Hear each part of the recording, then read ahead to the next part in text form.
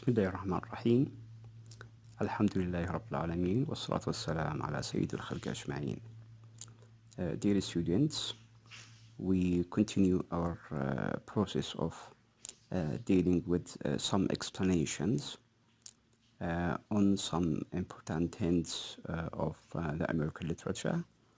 After finishing chapter 2, now we go to deal with some important points found in chapter 3, still with the same title of chapter 2, The Old Man and the Sea by Ernest Hemingway, as we had ideas previously. In this part, we shall deal with some themes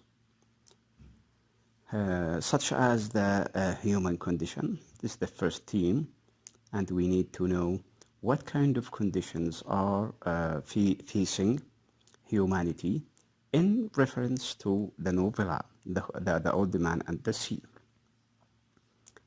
From the beginning, we realize that Hemingway has stripped down the basic story of human life to its basic elements to deal with with the condition of humanity. A single human being represented by the fisherman Santiago, telling us about one character, one person, has a specific condition facing this life, and he is a representative of humanity within nature. So he is blessed with the intelligence to do big things and to dream of even grander things. Every person, everyone, every creature has a dream. The dream or dreams, can be achieved sometimes, and sometimes they are not achieved for a reason or another in life. So if we speak about Santiago, we can show that Ernest Hemingway created him to show great skill in devising ways to tire out the huge fish he has hooked, and ways to conserve his strength in order to land it. Now, the condition of this person, can be summarized in his desire to catch the fish or several fish, in order to continue sailing from the inside the sea into the shore. We find another condition. It is what the struggle for a purpose, struggle to survive, to live. He goes in deeper to the sea for a purpose of living, but he doesn't know that the sea will not yielding him with what he wishes, will not give him, provide him with all what he desires. So it's a sort of struggle, not only struggling the waves, the danger created from the difficult sea, but also the result, the outcome of fishing. For example, mostly the fishermen, when they go in sailing, they have a purpose to get fish, and the fish for their living, either for personal living for their families, food for their families, or selling the fish for the purpose of getting money. Again, the money is for the family living. So again, the point here can be very difficult. It can be expressed as struggle. That Santiago goes challenging himself, challenging the sea within himself. This human, Santiago, must often suffer and even destroy the very thing of dreams of. Whatever he has of dream, sometimes he has to challenge, maybe to achieve, maybe not. Thus, Santiago cuts his hands badly and loses the fish to sharks in the process of trying to get his catch back to shore. After getting the marlin, after getting the fish, the big fish, he faced another difficulty: how to keep this fish, okay, and how to reach the land, the shore, safely with this fish.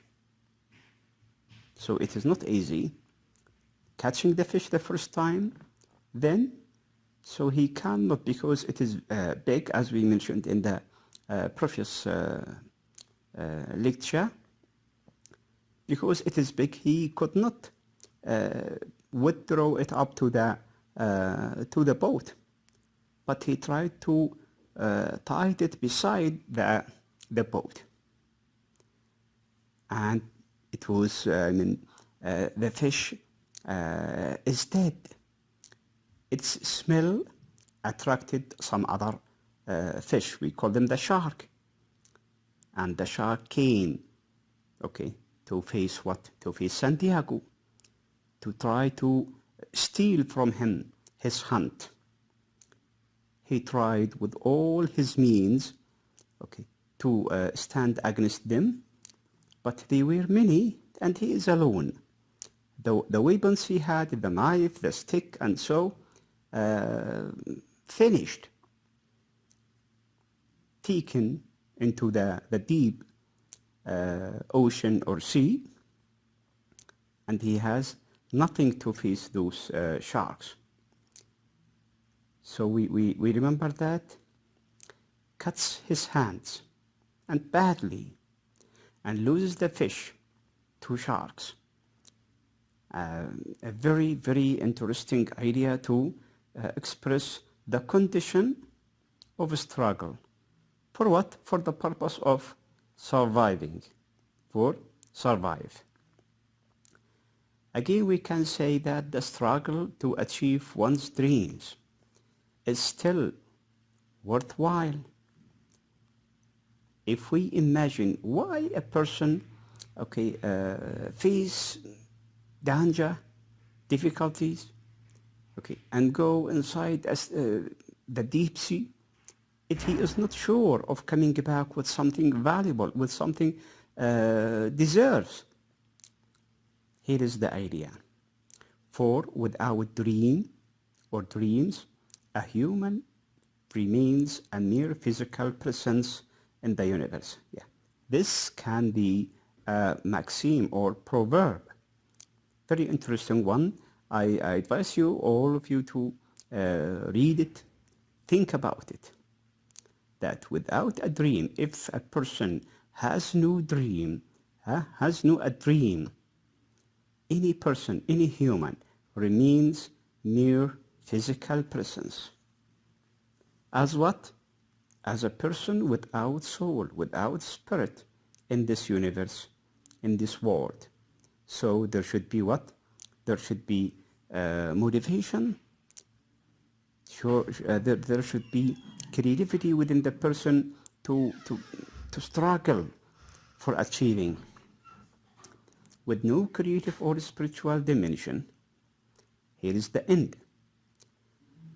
And so at the end of the story, Santiago, in spite of his great loss, losing the fish, fighting with the sharks, so he was, okay, physically with great pain, exhausted.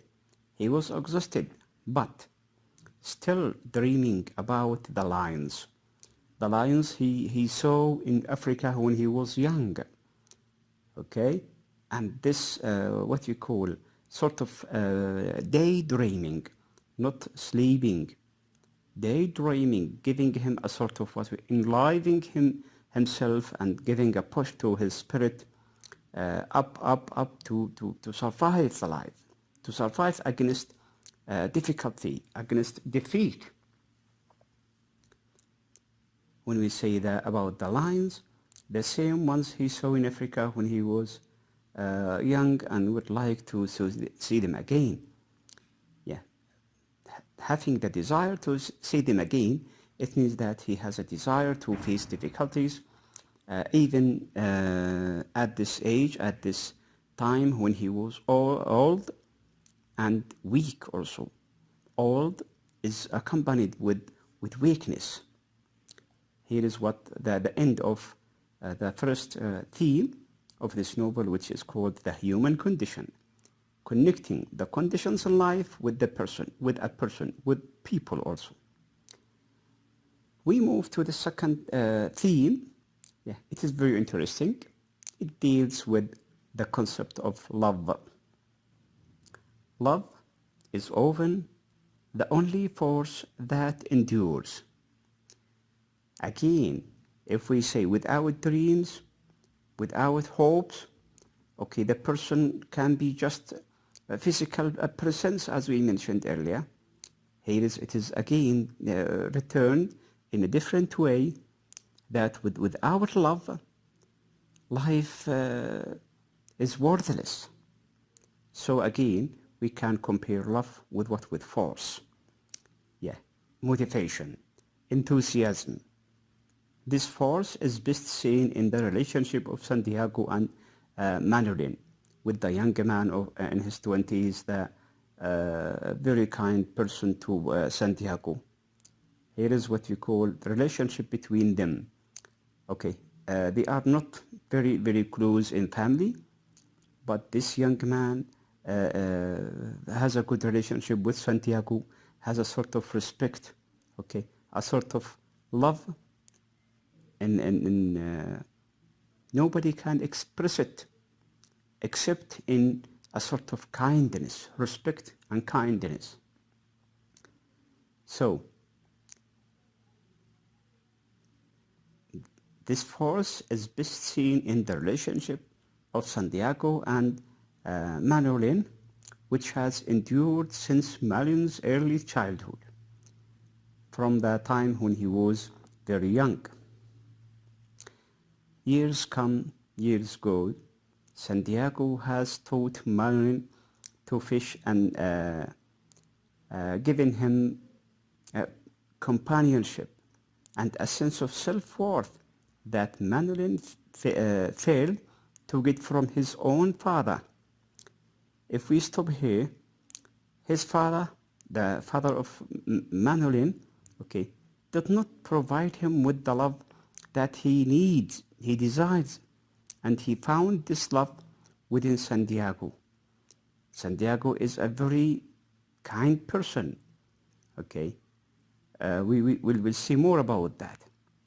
Manolin, in return, shows his love for Santiago. It is what a mutual love between two big friends, an old man and a young man also. How this love returned by Manolin to Santiago? By bringing him food and by weeping for him when he sees how much he suffered in fighting the Merlin.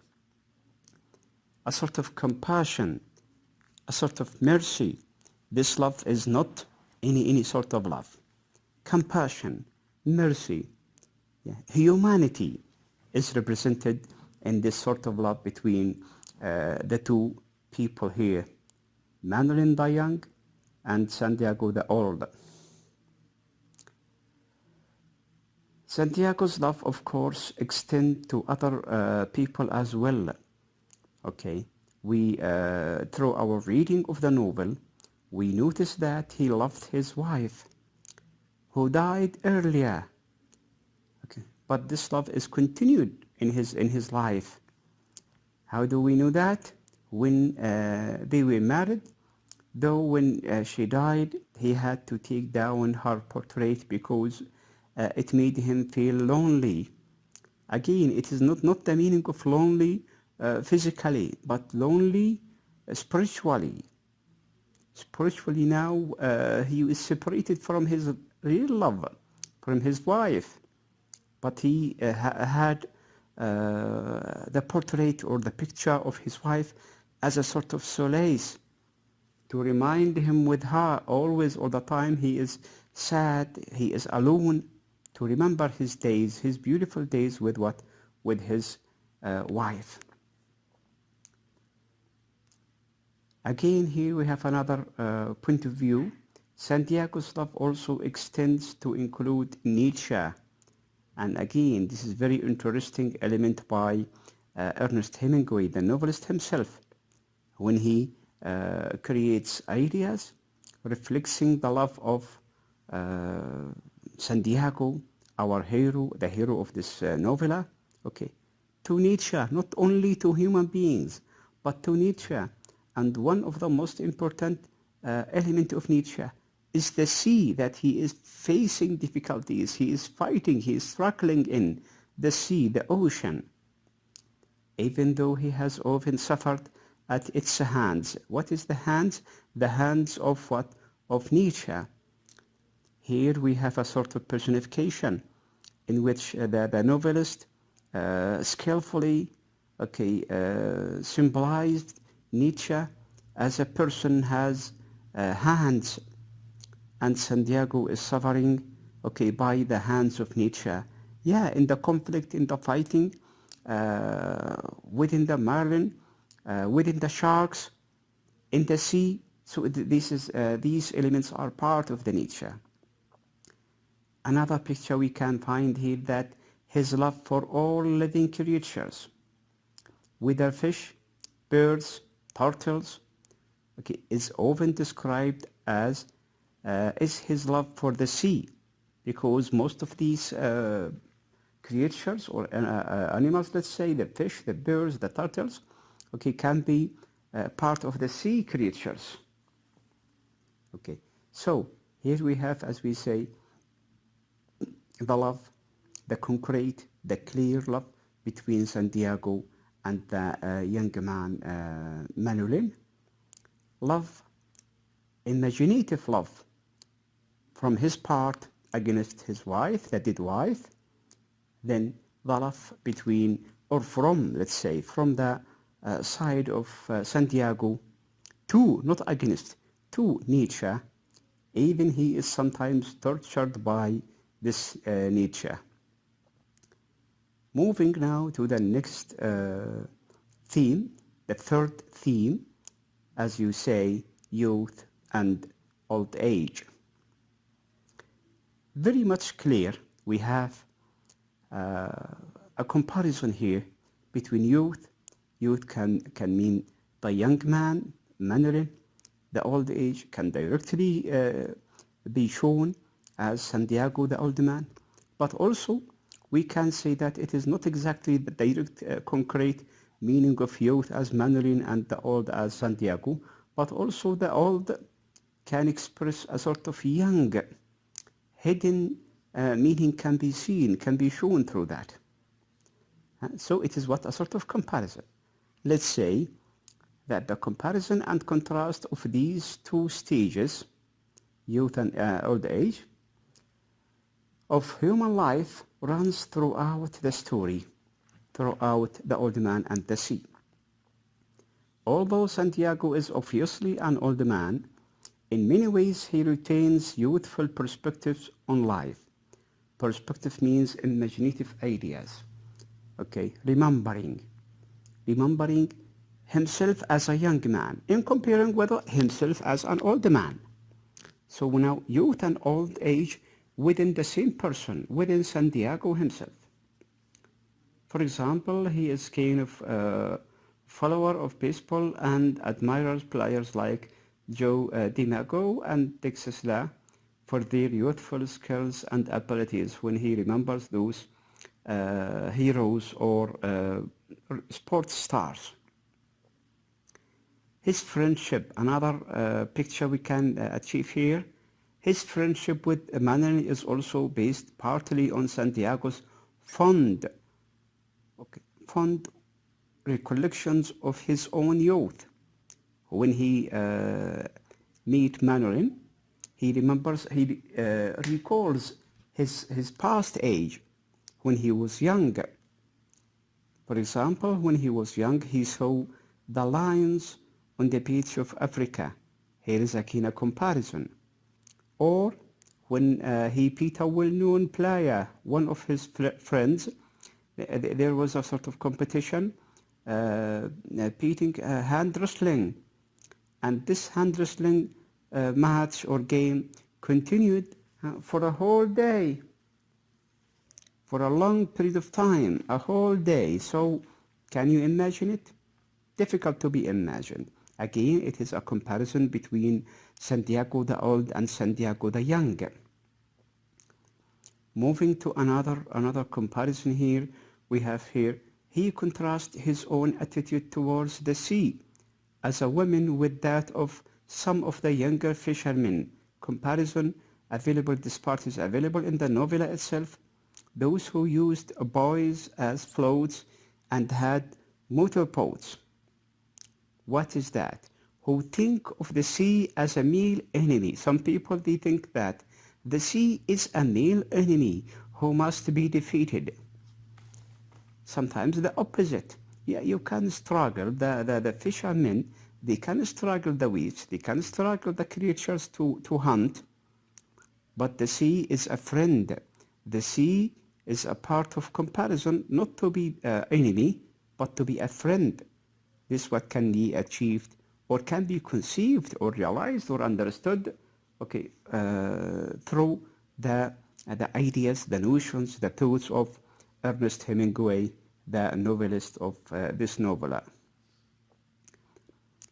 Another concept we can deal about is Santiago was or is very aware of the disadvantages of old age.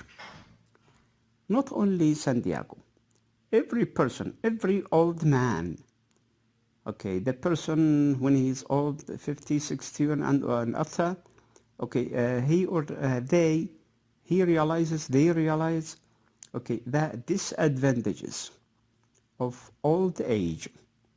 Old age, yeah, means weakness. Ability is not that strong. Desire and passion for life is weaker. It is not as the same as it was when a person is young. Okay?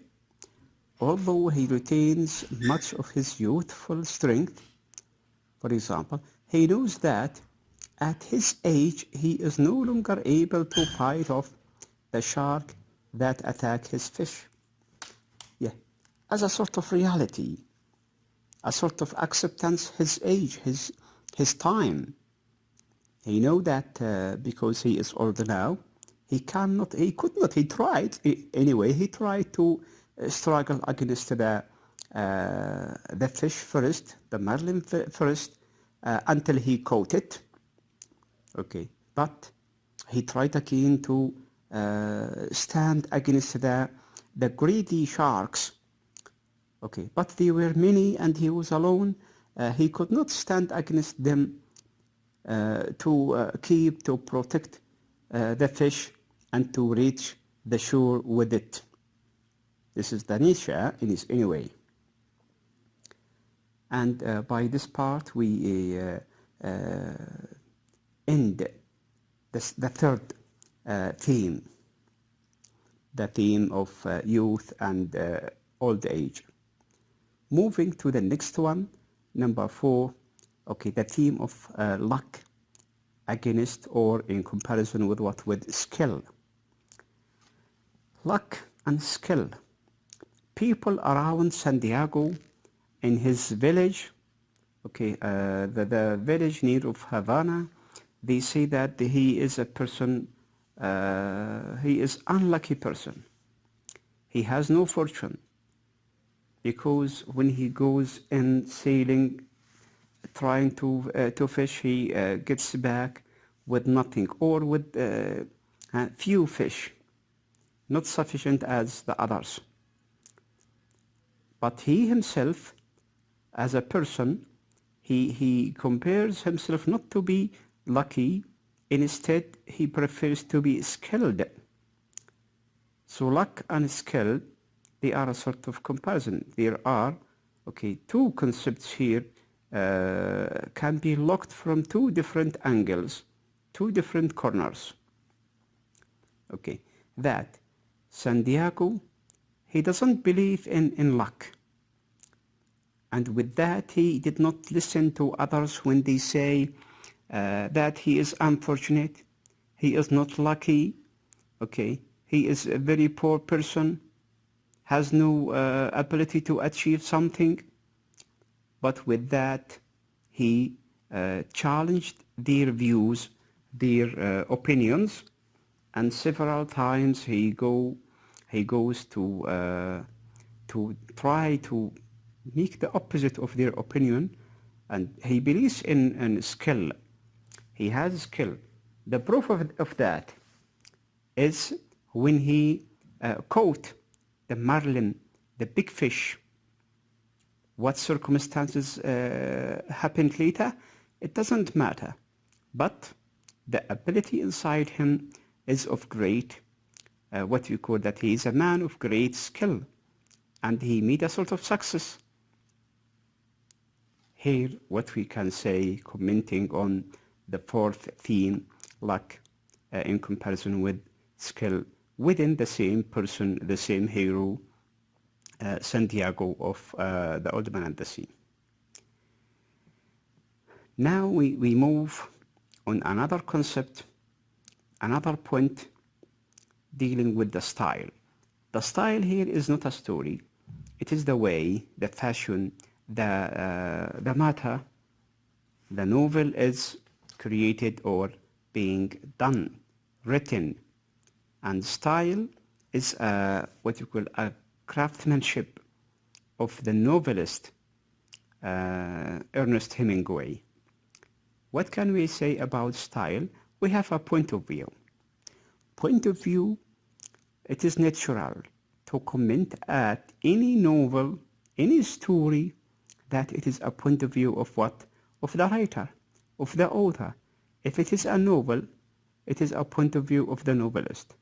That all what we read, all what we have of ideas are expressed through what? Through the novelist, through the writer himself. All novels use at least one point of view. It means that there can be many other point of views or angles of vision from which to tell the story. The point of view may be that of a single character, as it is in this novel.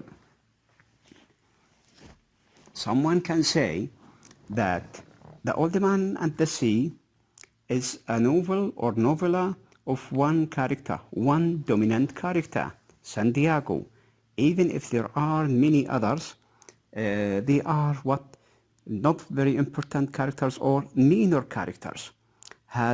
They have no crucial rules to be done or to do. The Old Man and the Sea uses the omniscient. Omniscient means the controlling power, all-knowing. And here this, we say, similarity is somehow religious. And again, we compare it with what? As point of view of the author, not of something else. The author who acts as a hidden narrator. In this novel, and mostly the novels have narrators.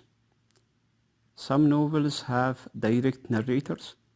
Some novels have indirect narrators, or what we call hidden narrators, such as this one, The Old Man and the Sea. It is a point of view. It is an opinion. The omniscient point of view enables the author to stand outside and above the story itself, and thus to provide a wider perspective from which to present the thoughts of the old man and the other characters. The old man, not only the old man, but also the others. Now we move to another concept, the setting. The setting of a novel, the setting of a drama, is mostly the place or places, the atmosphere that this novel, that story, or this drama is played, is done. Okay, what can we say about the setting of the Old Man and the Sea? Directly, the first place we refer to is the sea. Then, because the title itself refers to that, the old man and the sea. So the old man, the main character, and his struggle within the sea or in the sea. On the sea, let's say. So it takes place entirely in a small fishing village near Havana, okay, Cuba. Havana is the capital city of Cuba. It is close to Miami of the United States of America. So it is to the south of it. And in the water of the Gulf Stream, a current of warm water that turns north, then east of Cuba in the Caribbean Sea. Here is the place. And the place or places are called setting. Not only that, but also the time. Timing can refer to the setting. It is mixed between place or places and time or times. Hemingway visited Cuba as early as 1928 and later lived on the coast near Havana for 19 years. So this is a main reason, okay, for Ernest Hemingway, to write this novel in such setting, with such setting. Again, we have another aspect to shed light on. It is here as Manolin also reminds the readers with time. September is the peak of the blue marlin season. The story takes 3 days, the length of the battle against the fish, but as Manolin reminds the old man, winter is coming and he will need a warm coat if he is going to sail again, or even if he is going to stay at home. Yes, he needs heavy clothes because it is what? Winter, September, and the places. Moving to another concept of this novel, it deals with the structure. The structure means the building, how this work is built, is written, in what literary aspects can be said about that. Hemingway's story falls into 3 main parts. As a structure, it is built within 3 parts. This is from one side. It can be a point of view anyway. The first section entails getting ready for the fishing trip, number 1. The second, the trip out, including catching the fish and being towed by it. Okay. Finally, the trip back. So the whole story structured, built, constructed, composed, or written within these 3 parts as a structure of writing. So this is again a point of view, and we have another. So another way of dividing and analyzing the story, The Old Man and the Sea, is by using a dramatic structure devised by Aristotle. Okay, all literary people should know about Aristotle. This philosophical, this Greek philosopher, dramatist and poet. famous dramatist and poet, Aristotle in Arabic, as you understand. So it is the opening part of the story, or raising action. Here is the first one. The readers are presented with various complications of the conflict between the other fishermen's belief that Santiago is permanently unlucky, as we mentioned before, and Santiago's and the boys' belief that the old man will still catch a fish, even a fish. Here is still a sort of hope, a hope, a dream, a desire. The second point, the climax of the story, the top, the peak. The climax of the story, when Santiago kills the fish, kills and get the fish, the marlin, the big one. So it marks the point at which the hero or Santiago's fortune began to take a turn for the worse. Killing, catching, getting the fish. Here, for some people, they can say it is a turn for the worse. And we spoke about that earlier in this part, that after getting the fish, after killing it, after catching it, so the problem or being worse because of what, unable for Santiago to protect it, to keep it with him, to reach the shore with this fish. So yeah, this is the result. The next point is Hemingway has added to the ending, okay, what is called an epiphany or revelation of Santiago's true character. This epiphany is known by the famous novelist James Joyce. When we call about this epiphany, it is referred directly to this famous literary figure, James Joyce. What is that? Revelation, okay, a true character. Revelation of Santiago as a true character. And I think, yeah, we have reached the end of this part. The themes, the structure, the setting, okay, of this interesting novel, as we say, The Old Man and the Sea.